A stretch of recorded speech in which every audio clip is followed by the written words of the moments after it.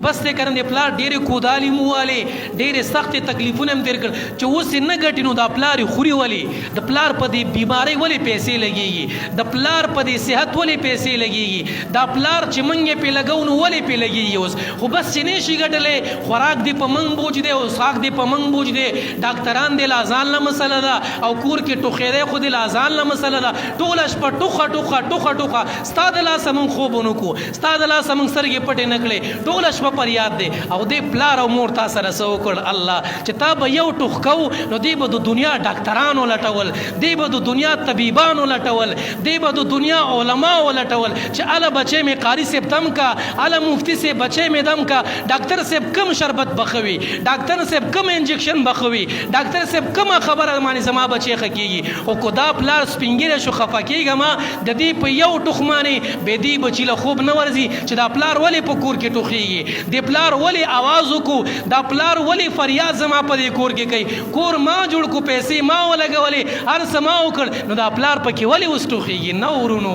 نه خویندو میندو نه مشرانو کشرانو دا پلار جنت دی دا جنت ګټل غواړي دا پلار نن د خدمت موقع ده نن الله د جنت موقع درکړه وګټه په دې پلار باندې جنت دا اوچت کړه د دې خپې کې منډه دا اوچت کړه ډاکټر لی بوزه د دې د صحت او عافیت دعاګانې وکړه دا چېرته خوشحاله وساته دې له خوراک پروټ راوړه پلار ډېرې سختې دې تېرې کړې زما دپاره ډېرې کودالې تا ووالې زما دپاره ډېرې بیلچې تا ووالې زما دپاره ډېرې سختې تا تېرې کړې نن کو ما پردی لور کور ته راوسته نن کو زه په خپلو خپو ولاړ یم پلاره داسې لږ خو نه ده چې تا د کور نه وشړم پلاره داسې لږ خو نه ده چې ستا په ټوخي باندې ما له خوب نه راځي زما د یو سل ځلې خوب خراب شي خو چې پلاره ته روغ یې او ته د دعا ځې چې ما ته دعاګانې کې داسې پکار دی